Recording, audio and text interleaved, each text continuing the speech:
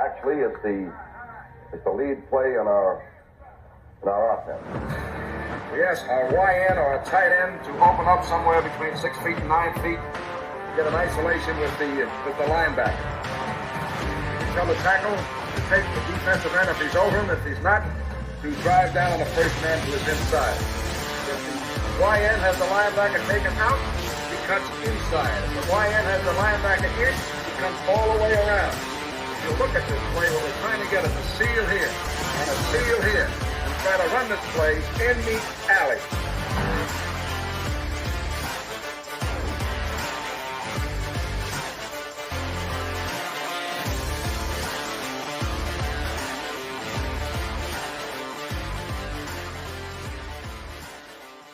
What's up, guys? Welcome into Packers Total Access. My name is Clayton. You can check us out on packernet.com. Find me on Twitter at Packers_access. Email us, PackersTotalAccess@gmail.com. Text us 865-658-5824. Join alongside Tim live in Green Bay. We got Emilio in Tennessee. We got Jacob on the Wisconsin-Minnesota border. My man, you'd think he was down in Miami tonight. Look how clean that shirt is. Fresh out of Cuba. Love it. No, you're fresh off GTA Vice City. We already talked about this.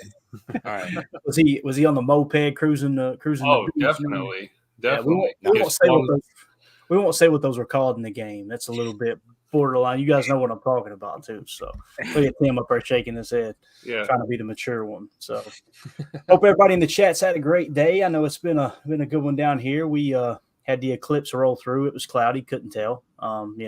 So we just raining the whole time. Yeah, right. Did you guys get a good look at it anywhere where you were? I guess you were nowhere near it, were you? No. So, not really. There you go.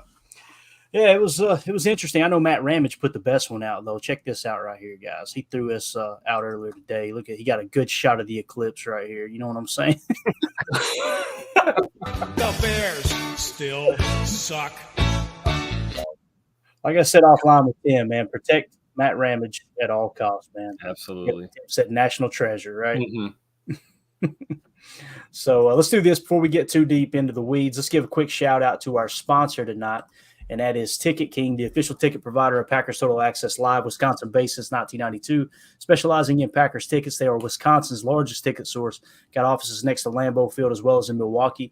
You can click on the link in the video description. That'll send you to theticketking.com where you can register for free as a customer. Get yourself ready for that May schedule release. I'm telling you, they're going to be able to save you some money on Packers tickets this year. Make sure you check with theticketking.com before making that purchase for any Packers tickets this year. And, just make sure you're supporting local there, man. They're a great group of people that are supporting the show. We want to support them. So, again, that's Ticket King, the official ticket provider of Packer Fan Total Access. Appreciate them supporting the show. What are you laughing about, Jacob? Nothing, man. People are just already dropping shots at Emilio. Yeah. That's the way it goes in here, man. Emilio, dude, I've been trying to defend your honor, dude, but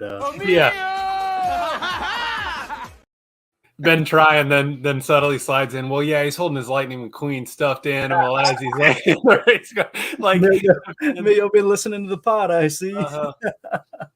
Yeah, no, that's a good one. It's all right. That's fair. Yeah, I deserve it. Yeah, Emilio said he's in the backup room tonight. You know what I mean? He's they're doing some remodeling or whatever. Had to move some stuff around. The car is on the lift, man. It's been on the lift since last night. I'm trying to paint the room. It's not happening. The whole thing's disassembled right now. So I just imagine he's got one of those Fisher Price lifts, right? He's got the car sitting on it. You know what I'm saying? Absolutely. All right, Jacob.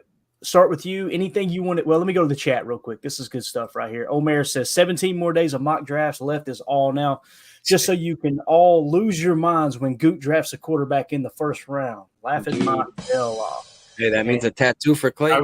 He's got to move up though. No, it does not. Thank you, Emilio. See, but still, when you made that bet, I literally said, "Dude, I don't know about that." You sure about that? Especially with some rumor swirling that the Packers are one of like 5 or 6 teams that at least contacted Seattle about the 16th pick. So it's like, I don't know. Again, I told you Mandy's reaction. She was like, "You're not just rumor." What's that? You mean that rumor from Randy? No, actually, there's a a rumor going around that they're going to trade up to the 16 spot, or they're trying to trade up to the 16 spot. So whether it's true or not, we'll find out. There was like, you know how it is, Jacob. They every team calls around, and that's okay. They're interested in trading up there. They may just be testing the water, but nonetheless, if they trade up to 16, if they trade up in the first round, and we're live on the show, everyone's going to go. You know they are, because it might be a neck pad on the way. And you don't think you're going to be holding your breath? Hey, listen, man. If I got to get a neck tat, I got to get a neck tat. It just is what it is. You know what I'm saying? So then I can wear those cool shirts like Jacob. That's the goal. That's a life goal. So, yeah, there you go, Cody. We're going to get to that too. Kool-Aid's in town, posting from Lambeau, so he's visiting with the Packers. But I like what Jake Shavink said. He hit back, clapped back here on Omer and said, Omer got a problem with mock drafters. Step up, LOL. So, yeah. You're outnumbered in here, Omer. I kind of agree with Omer, to be honest with you, but every night I get bullied into doing another mock draft, so that's the way that goes. Magic throwing the 2 cents in here. Not a great move to draft Sweat the way it flows in Green Bay. That's probably true. He gets one whiff of that elk stroganoff over there at 1919 Kitchen and Tap. He's going to be 425 on Sundays. I promise you that, man. That elk stroganoff, they have to roll me out of Lambeau Field Atrium when I get a plate of that. It is unbelievable.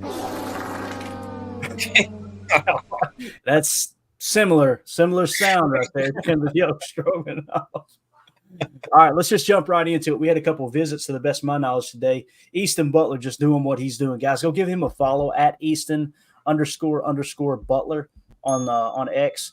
Said the Packers are hosting cornerback Kool-Aid McKinstry on a top 30 visit today. So got that one in the books today. Then also you had Germaine Burton.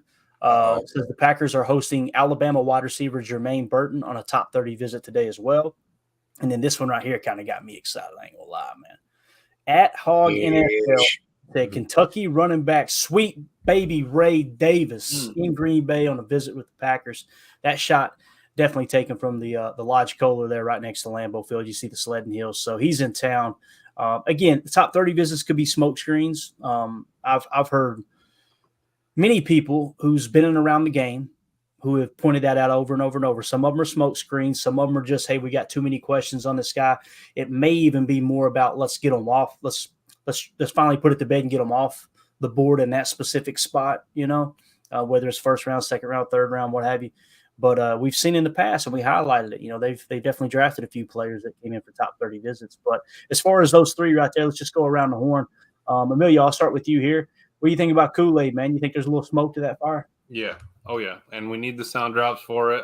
I think we've talked about it many a times that if we don't get the corner early, man, it's not going to happen. Maybe that's our 16 trade up.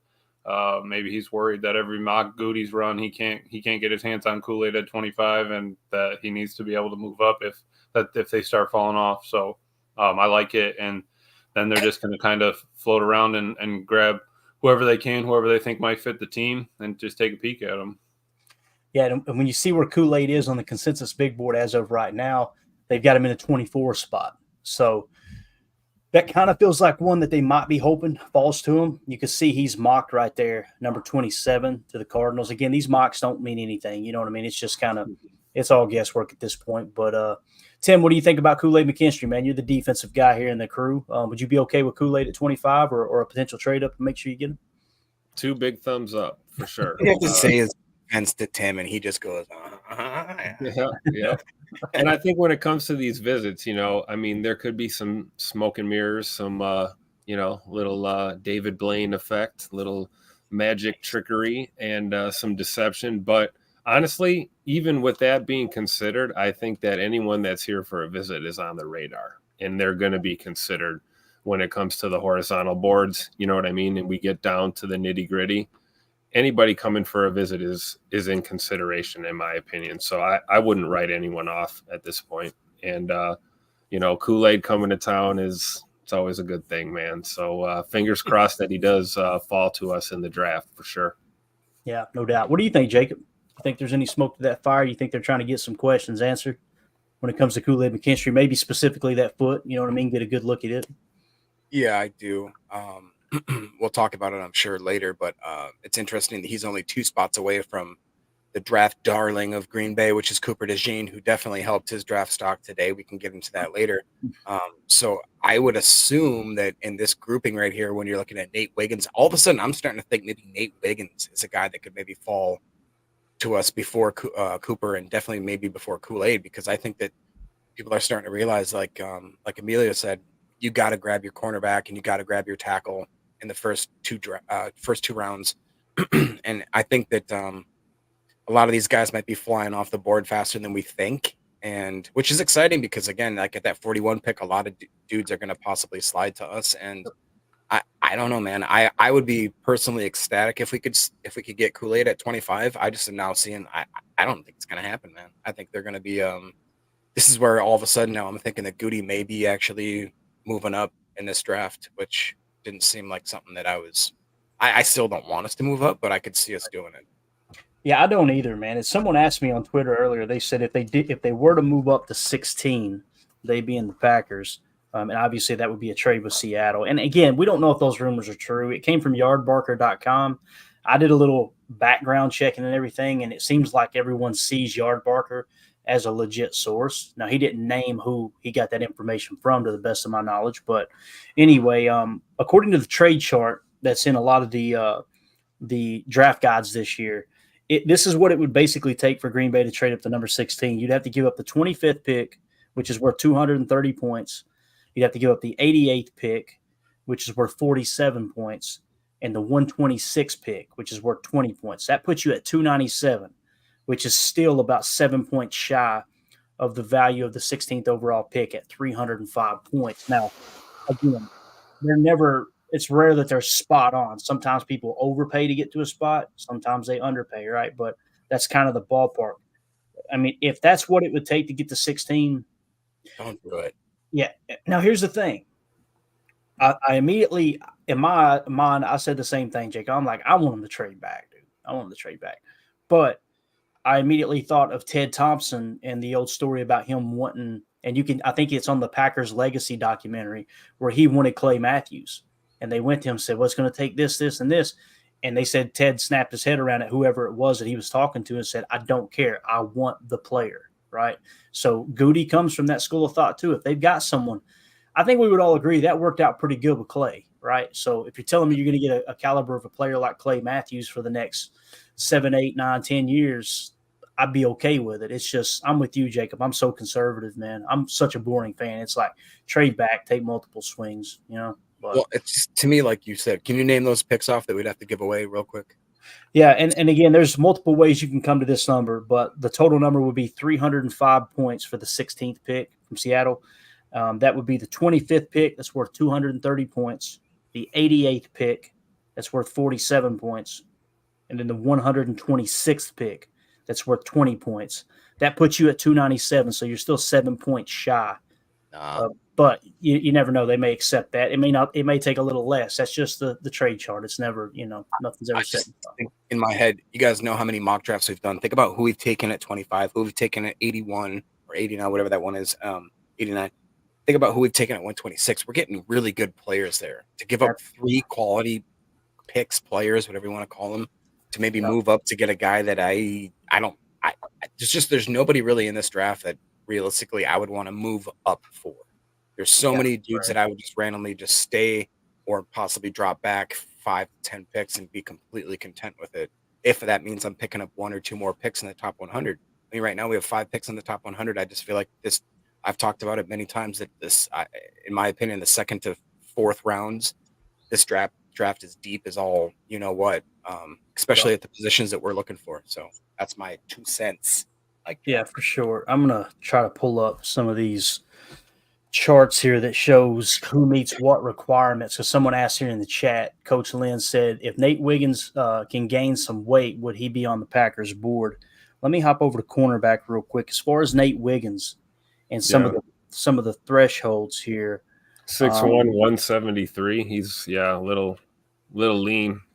Yeah, I'm about 6'1", 173 myself. Yeah, so some of the thresholds that are required for a cornerback is, obviously size, weight, age, all that stuff that kind of meet those thresholds the Packers like at corner. The only thing in the red on Nate Wiggins is his weight. They've got him listed at 182 here on this threshold chart. So it's a little closer, but it's still in the red. And then did not participate in the 3-cone, which requires at least a score of a 7. So as far as the threshold, it's green across the board, other than the weight, and then of course that 3-cone drill when it comes to Nate Wiggins. So hopefully that answered your question there, Coach Lynn. If he packs the weight on, he didn't run the 3-cone. Everything else checks out. So the Packers definitely couldn't say no, he doesn't meet the threshold. If you're going to go light and lean, you might as well go Ennis Rakestraw. That's all I'm going to say. I bet you do. So it looks like to get him into the green, it would be 190 pounds. So if that weight is accurate at 182 that's listed there on those measurables, I think that came from. So he put on weight because 33rd team's got him at 173. They got Nate Wiggins at 173? Yes. Yeah, he was real light. For his playing weight was really crazy light. Yeah, and see, I've got Nate Wiggins sitting in the 25 spot right now. Are you sure the 33rd? That's where the 33rd team had Nate Wiggins right now? Seriously? 6'1", 173 pounds. Oh, never mind. God, I thought you meant the 173 spot, Tim. Gosh, no. I'm talking about I have been smoking crack. About the weight. Yeah, I got you. So, yeah, and when we're talking about the corners, specifically Wiggins, right? He's 25th on my board. Kool-Aid McKinstry, who just visited with the Packers, he is sitting at 20. And then, of course, everyone's talking about Cooper DeJean right now. He's sitting at 26. So it feels like those 3 players that they might potentially have their eyes on are going to be right around that 25 spot, You notice to the best of my knowledge, you don't see them bringing in some of these higher name players like your Chop Robinsons, people like that, right? So that's the part that kind of makes me think they really haven't interviewed or done top 30 visits with people, that are up there in that top 10 that might fall to 16 and make it worth pulling that trigger on the trade up. Other than Cooper DeJean, who's obviously rising up boards. You guys know, I think I had him in the 32 spot, I believe. He jumped to 26 with that RAS now in the bag. So he jumped up a few spots there. Did you have any graphic on Cooper? Or did you want to just kind of? Yeah, we've got I don't have the free safety one that Jake shared. This is the one Jake shared earlier. He said Cooper DeJean RAS card with the reported 40-time vert and broad numbers in.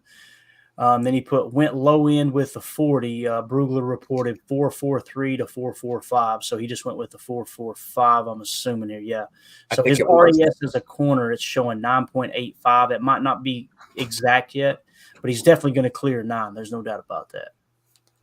Yeah. No, I think he did end up with a 4.43, if I'm not mistaken. Is that right? So he crushed it, man. If you watch him, he just looks like a missile, dude. When he comes out of that, his stance when he runs the 40, he just looks powerful. Especially too, if you watch, like people say that Cooper's worst sport might have been football, that he was a crazy good baseball player, crazy good basketball player. You watch some of his highlights and it was just him dunking on like corn-fed boys. It's just him like literally running up and down the court, just he's only 6 foot tall, Jacob, and he was having no problem dunking. Dude. Yeah, he set state records in Iowa, right? So I mean, I think it was dude was absolutely elite. But would you rather have him at 6'1", 205, or Nate Wiggins at 6'2", 173? Right. Yeah. Right. Exactly. Put your Goody hat on right now and look at this. Just even looking at this first one here, this RAS, this is a Goody pick all day. It's a fact. If you pop him over to free safety, 9.67. Obviously, the size is good, not great. The vertical is considered great, I guess. There at 8.92. His broad is a little bit lesser there with grade with a 7.92. And then a composite speed grade, obviously, through the roof for a safety there. So, and again, Mel Kiper, keep going back to it. Mel Kiper, whether you like him or not, he's been covering the draft a long time. Yeah, exactly. He said, of course. Who in the hell is Mel Kiper, in a way?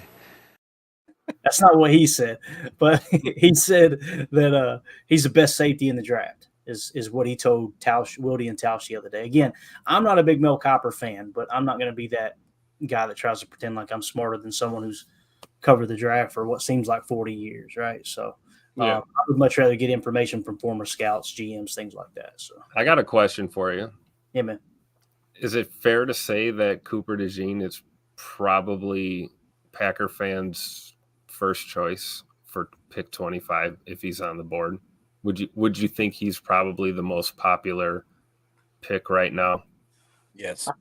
among the fan base as a whole? I think so. I'm trying to think of another name that that gets mentioned more often. If you mention offensive line, some people are like, no way. If you mention, especially if you mention interior offensive line. If you mention defensive line, we don't need it. We've already got a lot invested in defensive line, all that. So I don't know. What do you think, Emilio? Do you think Cooper DeJean is probably the front runner as far as Packer fans of who they would want there at 25? Yeah, I think I'm kind of with Bates on this one. Like for the fan base of the whole, yeah, I do think that the fan base is eyeballing him. But the problem is I've had maybe a handful that actually fall where he actually does fall to us. Right. So and then that's what gets me worried about Goody, calling to trade up. Obviously, Goody calls on everything, but going to trade up, how often does trading up actually work? The number. Right. What if you trade up and you don't get him? Right. Yep. Someone gets taken right ahead of you. It's not like, you could wait till pick 15, but then you have 3 minutes to make the call and make the decision, and you got to be right. So, mm-hmm. Definitely. So just to kind of recap here, Kool-Aid McKinstry doing a top 30 visit with the Packers today. Again, I've got Kool-Aid in the 20 spot. If he falls to 25, I'm totally on board with that. That's another one I just want to say. Pick Kool-Aid McKinstry, you got roasted for it on the mock drafts, right? People are like, oh, you got the injury with the foot, this and that. Then he ran that 40, and that kind of quieted down a little bit. But I wouldn't put that past on there with Kool-Aid potentially being the pick. I know some people have Terrion Arnold. Many people have Terrion Arnold over his teammate Kool-Aid McKinstry. I've got Terrion Arnold in the 32 spot personally. So the big thing for me with Terrion Arnold is 2022 PFF grade not that good, right? Now you look at Cooper DeJean is kind of quite the opposite, right? Terrion Arnold, not as good according to PFF in 2022, was really good in 2023. With Cooper DeJean, he was really good in 2022, not so good in 2023. Kool-Aid McKinstry, pretty much solid in both years as far as PFF grade. Early consensus board consensus big board had him in the 12 spot at the end of the college football season, so he was sitting there looking real good. And then you had the 33rd team had him in the 13 spot when the information was taken down. Daniel Jeremiah has him in the 36 spot. So, and as far as his RAS, I think he scored a 7, I believe, is in his RAS in the 7. So got a slight bonus there. I'm eager to see what Greg Cosell has to say about Kool-Aid. I'm hoping he gives his take on him. So, nonetheless, though, there's a visit in Green Bay. Let's move on to Germaine Burton and watch all of Packers Twitter explode if they take a wide receiver early in this draft. Look at Jacob already going, So Easton Butler tweeted, the Packers are hosting Alabama wide receiver Germaine Burton on a top 30 visit today. You can't see the second image on the right, but you click on it and he had the location tagged, and it said Green Bay, Wisconsin. So that's obviously where he was at. Now, when we look at Germaine Burton, and let's go to the consensus big board here real quick. Let's kind of see where he falls in. If the Packers are bringing him in, I think it's because they think there's a chance he could fall and get really good value later on in the draft. Let's see if we can find him here without narrowing it down to the wide receivers. Germaine Burton. We're looking for Bama, right? 77. So he peaked at 41. He's sitting at 77 right now. Jacob, what do you think about Chris N says Burton is a head case? Fit right in with these three guys on this podcast. See what he's doing in his off time. What do you think about Germaine Burton, Jacob? You like it? Let me ask you this. Where would you be okay with him taking Germaine Burton? Not ever. I don't know if he can. I really don't. I personally would not touch this guy with a 10-foot pole. I believe he was at Georgia to start his career, had to transfer over to Alabama. He's a great athlete and he's great with the ball in his hands and all that kind of stuff, but he does seem kind of like a little bit of a off the field issue kind of guy. And I don't want us to do that. If we're going to take a poke at wide receiver. This doesn't seem like the guy. It doesn't seem like this type of person we want to bring into this locker room. It doesn't seem like the type of person we want to bring into the city of Green Bay. He's definitely talented, that's for sure, but I would not understand that dynamic whatsoever, especially when we got guys like on the back end of our wide receiver roster, like Grant DeBose, Bo Melton, Malik Heath. There's no reason for me to put any sort of locker room possible cancer in there. I just don't want it. So gotcha. That's going to be a no for me, dog. Yeah. So the consensus big board has him in the 77 spot. He peaked at 41. Some of that off-field stuff or some of the attitude stuff might be why he's kind of sitting that much lower. So I've got him in the 133 spot on my board. His PFF grade in 2022 put him in the 245th best wide receiver. And then last year, if I understood correctly, I think he was 62nd. The consensus big board had him in the 60 spot. And then the 33rd team has him at 153. So I've got him at 133, kind of in the middle. You see that, Emilio? Yeah, I saw that. Oh, no. Emilio, what do you think of Germaine Burton?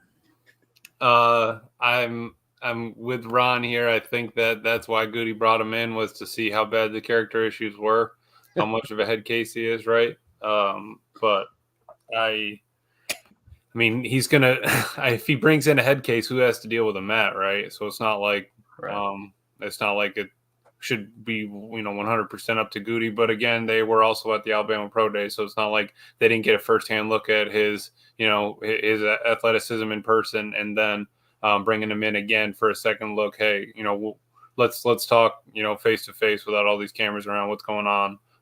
Do you think it would change coming up here, sort of thing? Yeah, that makes a lot of sense. So is it a yes or a no from you? What spot do you think, Emilio? What spot would you be okay with them taking him? I would be all right taking him in probably the 4th or the 5th, maybe, if something felt like that. But I wouldn't. Ideally the 5th, but I wouldn't really want anything sooner than that. I think that's what Goody is kind of looking at with wide receivers. Some people think there's no chance he takes a receiver. I think if the right guy falls, I mean, you look at what happened with Tay Wicks, right? So, and I'm not trying to say that Germaine Burton is the next Tay Wicks. I'm not trying to draw that parallel. It's just if the value is good enough there late in the draft, maybe it is worth taking a shot on someone with character issues. And as Randy Moss once said, there ain't a damn thing to do in Green Bay, so maybe you won't get in trouble in Green Bay, right? So, Tim, what do you think? Other than eating half of chickens, there ain't much going on in Green Bay, right? What do you think of Jermaine Burton? Yeah, fifth round or later, maybe, if he falls. But, I mean, Joshua Cephas comes to mind. Luke McCaffrey comes to mind. I mean, there's other, receivers that could be on the board mid to late rounds that I think would be a better bet. But I mean, I wouldn't be bummed out because, if they did take Burton, you never know. Green Bay has a way of impacting players too. You come and play for the Packers that can impact your career long-term and change your trajectory as a young man. We're actually seeing that in motion with Quay Walker right now. A guy who has just made strides on and off the field since he got to Green Bay. So, you never know. Any of these guys deserve a shot, but I'm not comfortable taking Burton any sooner than 5th round, or any receiver for that matter, any sooner than 5th round, with the amount of picks that we have. Here, so was PFF grade last year, 2023, 79.7 with 20.5 yards per catch, 8 touchdowns. He's at 2.75 yards per route run, with a 56% contested catch rate, which, I mean, is not too bad. But it looks like the dude has been a deep threat. His year before was 17 yards per reception, and the year before that was 19 yards per reception. Got it. So, hey, do me a favor, Emilio, since you got PFF there. There's been a lot of conversation about Brian Thomas Jr. He's in the 80s on my board. I think I've got him. I don't want to misquote. I've got him in the 89 spot. Right? Go to PFF and see what he looks like there, just to double check for me, because I've got his 2022 grade, if I've got this in the computer correctly here, 603rd or around that spot as far as 2022 and wide receiver ranking. I just want to see that real quick because there's a lot of people that are just, I mean, they absolutely love Brian Thomas Jr. I'm looking at my board going, what did I screw up here? Why is Right. So his 2021 grade 62.7, 2022 63.3, and 2023 he was 74.2. His yards per catch was 12 in his first year, 11 in 22, and then 17.3 last year. He was at a 2.61 yards per route run, so a little bit less, and 53% contested catch rate, and his receiving grade was a little bit worse. Gotcha. So that's why I've got him where I've got him. Right. Man, they're crazy about him. I know we've talked about him a lot on here, but it's just like I don't understand it, man. I mean, you look at the stats, that explains it, right? What do you have, like 16, 17 touchdowns last year? Yeah, I think so.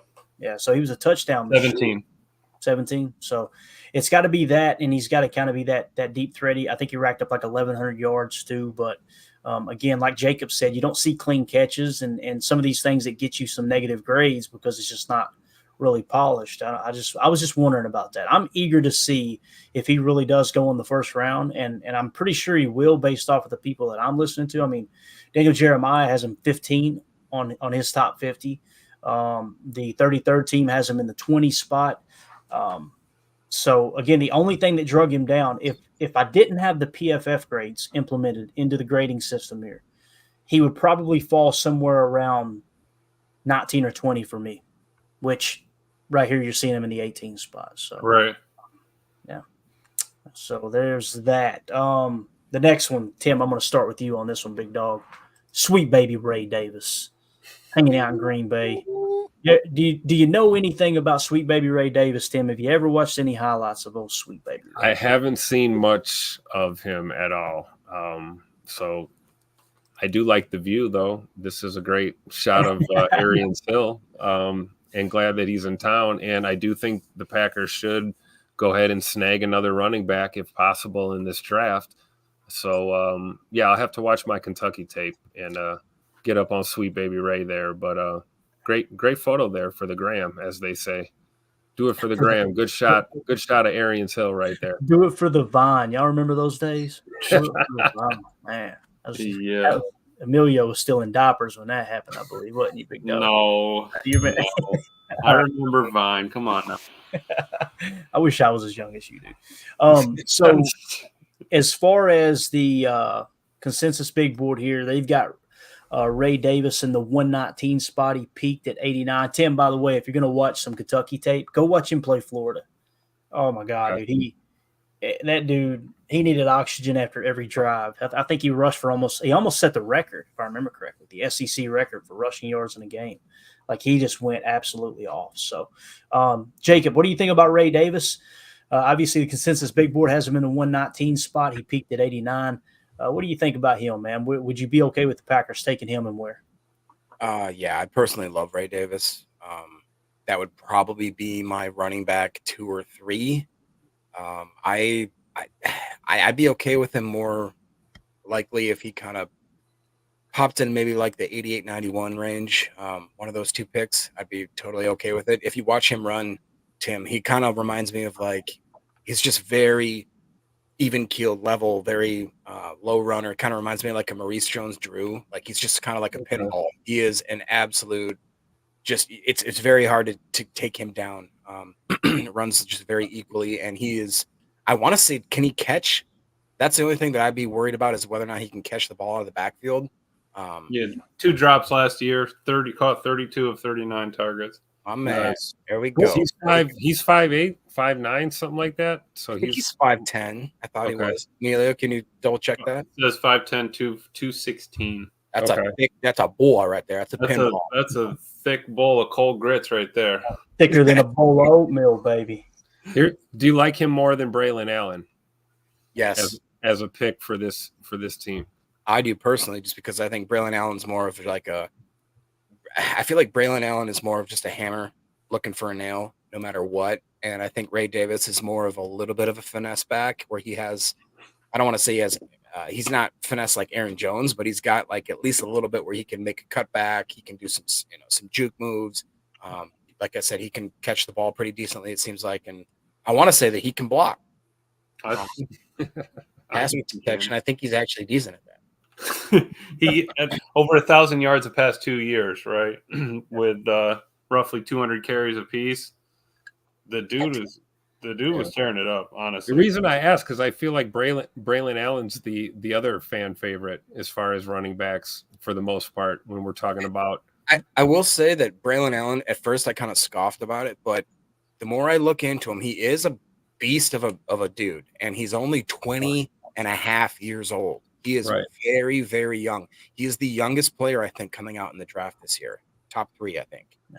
The big knock that I've heard on Braylon Allen, and again, I think it was Greg Cosell saying this, was he doesn't run like his size, like in a bad way. Like it doesn't look like he's looking for that one cut. All right, let me run someone over, get the yards that are there. It's like he plays a little bit like, I don't want to say timid. That's not the right word, but he's just not that.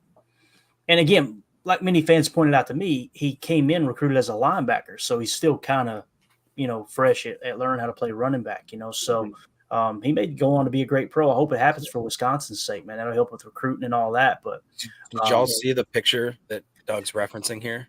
Did, and it's funny because Braylon Allen looks small in that picture, even though he's not small. You know what I mean? Like I said, I've not to humble brag here. I've met Derrick Henry multiple times, and I could not believe how massive he was. When I said, and I'm 5'11", closer to 6 foot. He was so gigantic. When I sat next to him, I shook his hand and I was just like, oh my God. Like it was, I cannot believe how he's pretty big. And I could not.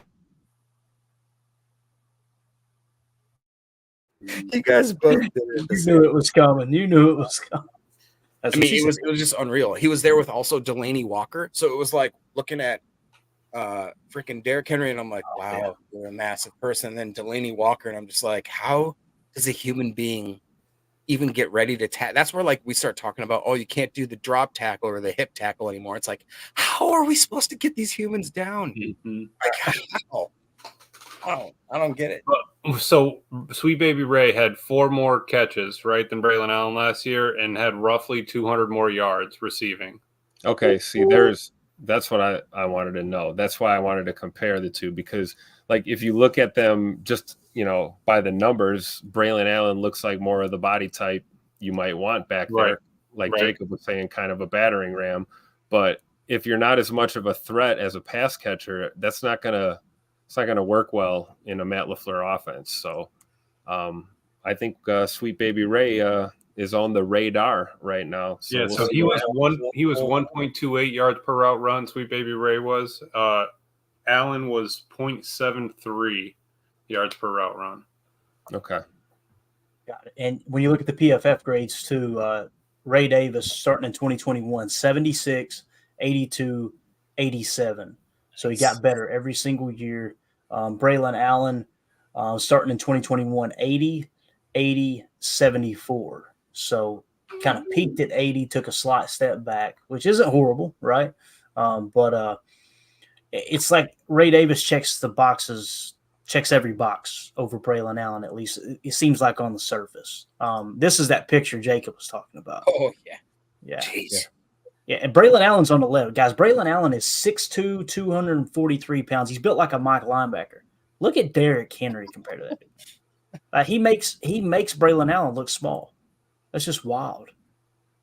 Dude's got a T-bone steak from his earlobe to his shoulder. I like those tats too, man. I might have to seek if the Packers trade up and get a quarterback in the first round. I may have to hit him up in the DM, say, man, I need some recommendations on a tattoo here. So, why ain't he wearing a shirt like you, Jacob? That'd look good on him, wouldn't it, Bo? It'd look good. So, did you know this is a Roadhouse shirt? This is what he wore in Roadhouse, man. Yeah, it looks like Conor McGregor's Roadhouse shirt. Yeah. Just wait for you to walk in a room and go, let's see what this is all about. Watch the movie one time. Goes out. Roadhouse. What'd you say, Emilio? Unbelievable. Watches the movie one time, goes out and buys a shirt. That's what I'm talking about. Hey, that's the way it works. It's how Roadhouse works on you, man. Sorry. So yeah, there's the There's a Sweet Baby Ray talk. I don't know, man. I'm trying to think. Let me just go around the horn. Where would you guys be okay with them taking him at? Again, he's sitting in the 119 spot here on my board.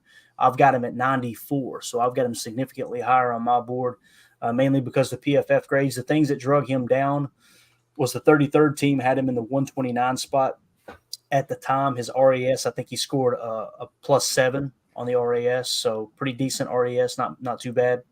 Let's go around the horn with it. Where would you be okay with taking him, Jacob? I'll start with you, man.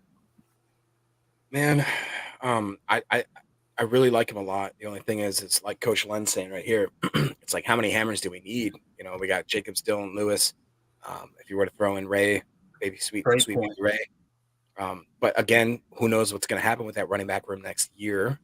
I would like to maybe see like Brock is saying here, or like Bucky Irving. I like a little more scat backs. Was it Wright out of Tennessee? Was another kind of that type of back. Maybe even guys like in the later rounds, like is it Isaiah Davis? Is that your draft crush there, Emilio? A late from CSU? Yeah. Yep. So maybe, I don't know.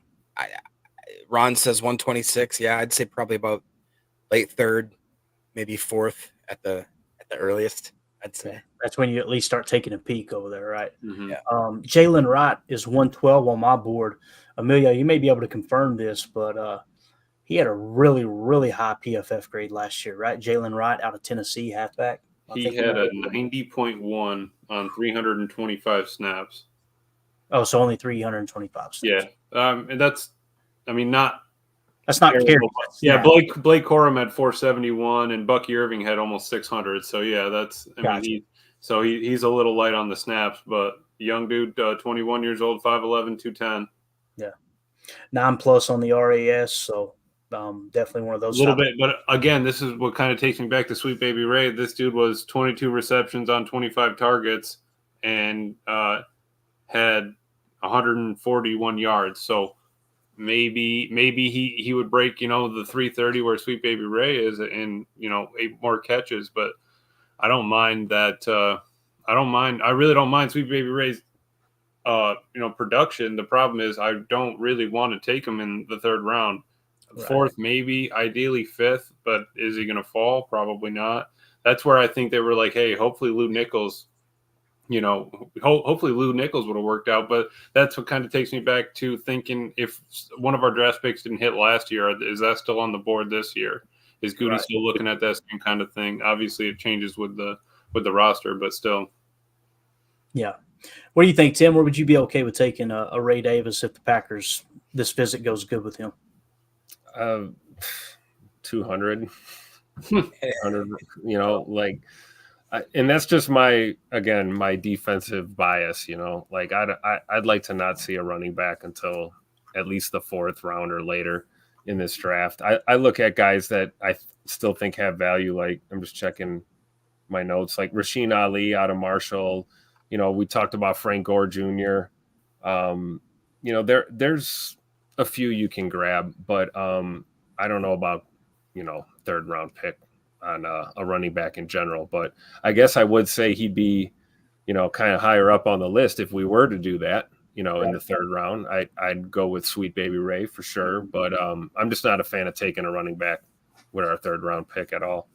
Yeah, and the thing that DJ talked about the other day, and we mentioned it on the pod, he said that there's clusters of safeties and running backs in that 2nd and 3rd wave. And you see it right here. I mean, if you start at the 100 mark, the consensus big board has Braylon Allen 101, Marshawn Lloyd 109, Audric Estime 110, Bucky Irvin 113, Will Shipley 115, Ray Davis 119, Isaac Garendo 129. So right there, you've got a pocket of guys. And when you get that many guys that grade out very, very similar, they may have the same exact grade on them, right? They being NFL teams, whether it's a 64 or whatever the grade is, you look at those and go, we'd be okay with any of them. Don't take it yet. And that starts driving those down, right? They continue to drop. So, I think that maybe they're looking at it like, all right, how did AJ Dillon turn out? When did we pick him? How did Aaron Jones turn out? When did we pick him? Great point.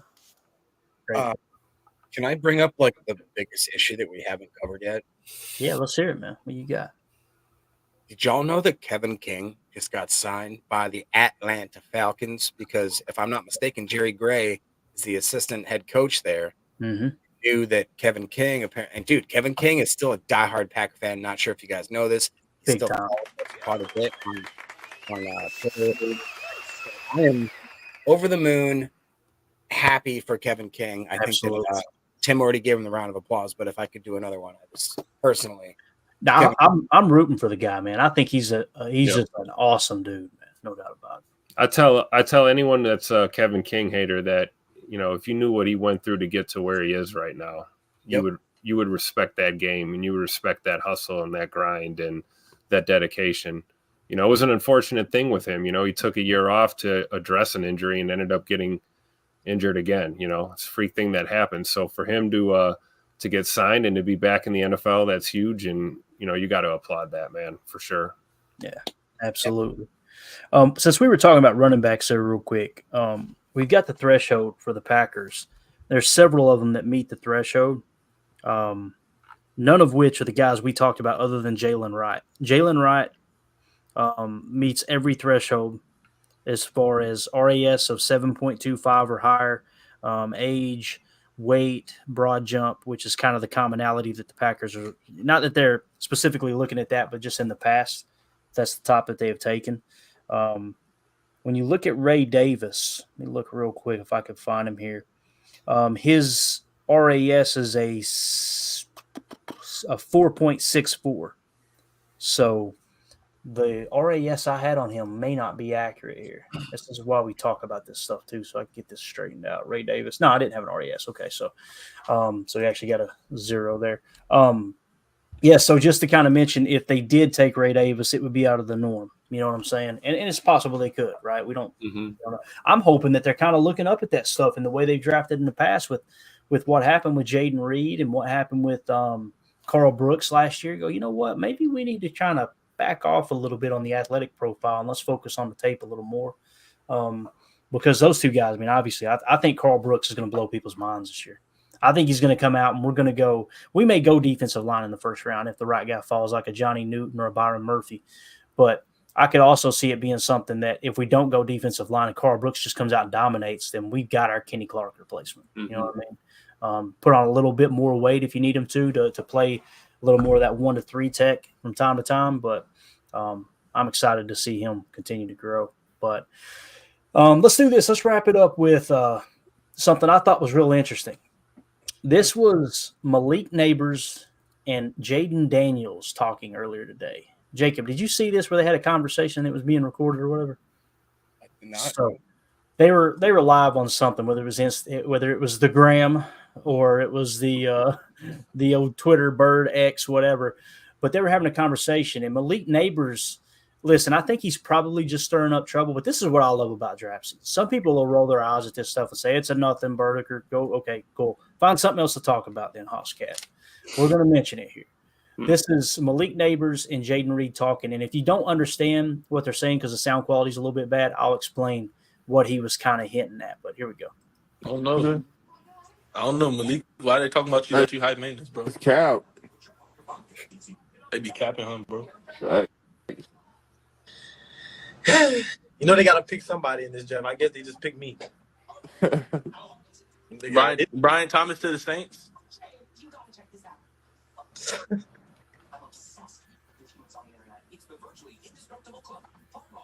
Dang, so this is the wrong video. Dagummit. There's 2 videos attached, and maybe download the second one. Essentially what he said in the one I was trying to get, the video I was trying to get, was Malik Neighbors said, y'all, it's going to blow your mind when you see where Jaden Daniels goes. And Jaden Daniels kind of laughs about it, and you can tell he gets a little bit awkward or whatever, and he said he might be reunited with your boys, said something along those lines. And I immediately thought, what if Chicago takes Jaden Daniels over Caleb Williams after all these Bears fans have just built Caleb Williams up to be the second coming? I'm telling you, they will flip so quick, obviously. I don't think it's too far-fetched. I think Jaden Daniels might be the better quarterback. Now, there's a lot of people that say you are crazy. There's more that goes into being a quarterback than just natural talent and ability, right? Caleb Williams, I've got number 4 on my board. Number 3, actually, on my board. And Jaden Daniels, I've actually got, where is he at? He was a little bit lower. I've got him in the 12 spot. But if they go Jaden Daniels, and then you guys correct me if I'm wrong, I think Chicago has another pick in the top 10, right? Is it 8th, 7th, or 8th? I thought it was 9, yeah. 9. So what if Malik Neighbors falls to that spot? And that's what he's talking about, is maybe Chicago has talked with him and told Jaden, hey, we're taking you, right? And maybe they have spoken, at some point to Malik Neighbors and said, hey, we'd like to put you in the number 9 spot. But I wish I had the right video. There's no way I can download it because those two videos were attached together. I could play it live on Twitter probably, but the quality would be a little bit bad. But what do you guys think about that? Do you think there's any world where Caleb Williams isn't the number 1 pick? I guess that's the right way to ask it. Go ahead, Jacob. Yeah, I do. I mean, if I'm the Bears, I'm not taking Caleb Williams. Are you kidding me? I mean, it just screams I'm a red flag. Like, just no. I don't want to get into my personal issues as to why I would not take that man, but I would not take that man. I'm just saying there. I would look. I've done this myself when I do Bears draft picks. What I do is I trade out of 1. I trade back into anywhere within the top 10. If I can get one of the top big quarterbacks randomly that falls, great. If not, I'm going to trade back again. I'm going to grab Bo Nix, or I'm going to grab Michael Penix Jr., and then I'm going to get me like 5 or 6 other draft picks. Get me maybe Joe Alt or like a Malik Neighbors or a Roma Dunze, and I'm going to start building my franchise from the bottom up. I'm going to take this year as a scrap year and then absolutely rebuild the whole offense, and the defense is starting to come around, and then I could turn the Bears franchise around. But they won't do that because they're a bunch of freaking idiots. All right, so here, I think this is the right video. Here we go. I'm gonna tell y'all where Jimmy going. Keep it interesting there. If you want to do all that, I'm gonna say where he going. And y'all never gonna believe it. Wow. He might be part of the old homie. Wow. That's what you want to do? That's what you want to do? Okay. He might be partners with his old homie. I don't know what you're talking about. I'll let y'all. I don't know what you're talking about. Hey, I wouldn't have thought anything of it until he said, I don't know what you're talking about, because he looks uncomfortable at top. Yep. You get the same vibe there, Emilio? Yep. Yeah, for sure. And I mean, the problem is Chicago's trying to save their, they're trying to save their franchise here, and if they like they do every year, yeah, they put all their eggs into that first round pick basket, man. Next year they won't have it, or maybe they'll walk right into it again. But that the way he answered that, I definitely think there's a little bit of smoke there. Yeah, it kind of feels like. What do you think, Tim? Is this just a bunch of BS in draft line season here? Yeah, I mean, we're what, 16 days away, 17 days away from the draft. I mean, this stuff is going to ramp up. There could be, even in a little BS, there could be some truths in there. You never know, but it's all speculation at this point. I mean, regardless of whoever the Bears take with their first 2 picks in the first round, they're probably still going to be saying, Oh no, we suck again. That's a fact. I see some people in the chat here. Brock in the chat said they're talking about reuniting with Brandon Ayuk, both being traded somewhere. So that could be the case too, right? What if the Bears took Marvin Harrison Jr. at number 1 and they took a quarterback at 9? Ooh, that's interesting. Has anyone thought of that? Then they would still only have 2 picks after that. So I don't know where they're going to be helping their team. Yeah. I mean, yeah, they took Marvin Harrison, but listen, Bill Walsh went throw it to him, right? No, I get it. Bill Walsh 101 wide receiver is the last piece you put in place, right? But it's the Bears. They're not going to do anything that makes sense. So if it were me selecting up there, you got to make darn sure it's the right quarterback of the future. If I'm not 110% sold on Caleb Williams, Drake May, or Jaden Daniels, then I'm probably taking Joe Alt if I have to stick the pick. I'm getting my franchise left tackle, putting that in place. That's a tier 1 position of importance. But if you do think that Caleb Williams is a generational talent, you got to take him. That's the if he really is a generational talent, then you're saying he may very well be a Peyton Manning. He may very well be one of these guys that was taken extremely high and could live up to it. I understand the concerns, Jacob. And here's the thing: before the nails were painted, before all this stuff happened here recently, where he's kind of drawing attention to himself. I was seeing this last year and got raked over the coals for it. I'm like, there's something about this guy that just doesn't feel like he's a leader. And you're looking across the way at Jaden Daniels, like that dude's a leader. CJ Stroud, that dude's a leader. Yeah. When you look at Caleb Williams and the way he acts on the field, it's just like the whole painting the nails, and not pink either. I'm talking about when he put FU Notre Dame or whatever on his nails. I was going, what great quarterback in the history of the game did something like that and went on to play in the NFL and play well? And you know what? Like you're saying, Clayton, he may very well be a generational talent. We don't know. Time will tell, right? Well, let me ask you this. Is there any question that Marvin Harrison Jr. is a generational talent at receiver right now? Mm-hmm. Like if you had to go with, I know we're talking different positions here. Right. But, the caliber of player, best available, you have the first pick in the draft. Pound for pound, who's a better player? Right. It may very well be Marvin Harrison Jr. Well, on my board, I've got Joe Alt, Marvin Harrison Jr., and Caleb Williams all in tier 1. Okay. Along with Brock Bowers as it sits right now. So Brock Bowers.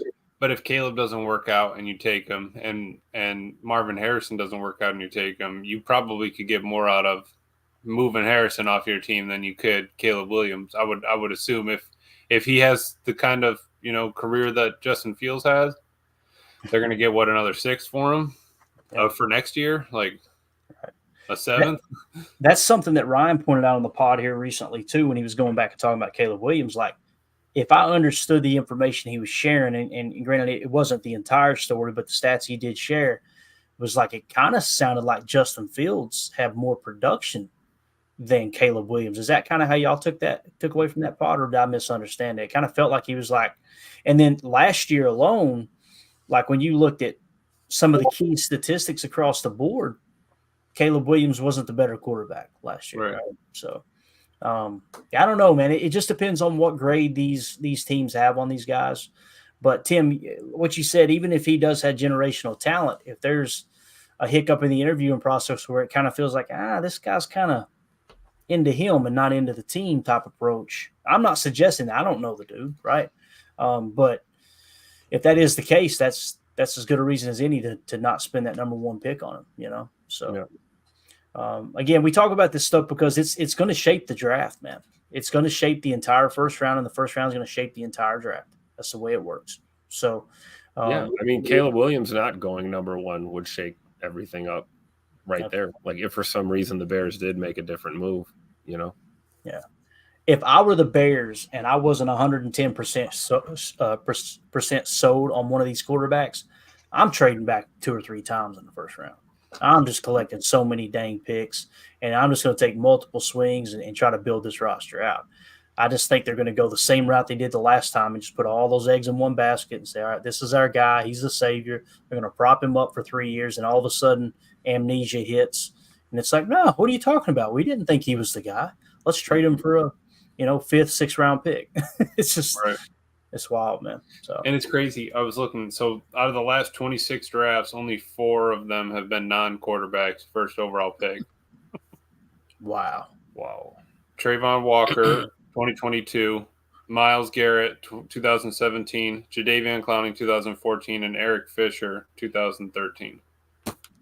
That's crazy. Wild to think. So you got to be 100% certain. If not, they just pull the trigger on QB. But that's going back to, it's a different draft, QB draft versus the rest of the draft. Yeah. Deadfish has got the comment of the night. He said Caleb Williams reminds him of Bo Callahan. And I'm just waiting for confirmation whether Caleb Williams' teammates went to his 21st birthday party or not. That's the only thing already. Hey, Jacob, here's a good question for you as we wrap up. When's the earliest you're allowed to watch draft day, man? When do you start getting into it, start watching draft day? Ooh, well, now that you mentioned it, I might watch it tonight. So for me, it's usually about a week out. About a week out. I was going to say about a week away. Yeah. Definitely. All right. Yeah. So anything else? Let's go around the horn one last time. Tim, you got anything, buddy? 11 defensive players in the draft for the Packers. Go Pack Go. What about you, Emilio? Let's see. Oh, well, I haven't been in here in a couple days, so I did have to update the other slide we had sent in by none other than M. Smitty. We do have an updated picture of Clayton's last meal. All right. It was a bowl of honey. All right, and he had a spoon and a knife. And that's all he did. Who do you think you are? I am. Smitty got my bronchitis acting up. Yeah. But Smitty is he's the man. I love that he spends zero time on the photo. It makes it so much better. I think it was Jake Shavink seen this and pointed out. He was like, I like how if you look close, you can actually see the original face in the background. He just didn't even bother taking it out. Good enough. Good enough. You get the point and send it. Definitely get the point. Got the gut touching the table, right? That's anatomically correct. I promise you that. I love that it's a knife I love that it's a knife and a spoon you're eating that bowl of honey with. Like, you don't care. That's not a napkin around his neck either. That's his backup shirt that Mandy brought for him. Exactly. I was sitting there. We were sitting at a place called Rock's the other day. It's like my spot. I love it. It's called Rock's Pizza, but I always get the wings, the burgers, and the nachos. And this place is just amazing. It's just one of those. You go in there. If you go in 2 or 3 times, you're going to have people come up to you and introduce themselves, right? So we were sitting there the other night, though, and I was eating wings, and it was messy. And first thing that popped in my mind was, whoever said that about the shirt? I was thinking, I wanted to say, Mandy, you got my extra shirt, but she wouldn't get it, right? So, yeah, I love it, man. Yeah, we need to keep that one. Keep that one handy, Emilio. I got it. That's a good shot there. So, all right, Jacob, you got anything, man? No, you need to get Jacob off the screen before he. I see what he's laughing at. Eric's in the chat. Awesome in a dumpster. Yeah. I like what Prince said. Oh, bother Clayton just now. All right, Jacob, anything? You good, dude? I'm good. I can't show Eric's comment, but Doug just wow, Eric just sums it up. I tell you, this chat, y'all gonna get me cancer. Already got us demonetized. I blame the chat. He got us demonetized. Chris has sent this like 8 times tonight. He has. Chris, no. Chris, go practice. Go hit a couple tonight for yourself and come back with it to us tomorrow. We'll diagnose it. So yeah. All right, we're done. We're not doing a mock. I'm going to bed. I'm tired. I've been working out all day. Jacob's got to check on his webcams anyway, so we got to get out of here, guys.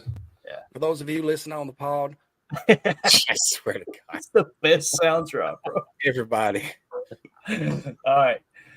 Hope everybody has a wonderful evening. I want to thank everybody for hanging out with us in this joke of a show. But listen, it's like therapy for me, getting on here and just cutting up with you guys. And again, this is the most research that I've done with the draft to date, simply because it's getting other people's opinion in real time. We're getting the chat's opinion. It's just a lot of fun, man. We dog on each other a lot, and we dog on the chat, and the chat dogs on us. But man, you guys and gals, just blessed that we've all got to kind of hang out and meet each other, man. It's pretty darn cool. So that being said, let's wrap this thing up. Appreciate y'all hanging out. For those of you listening on the pod, thank you for making us a part of your day magic. Emilio, give your bed card a full synthetic, you know it.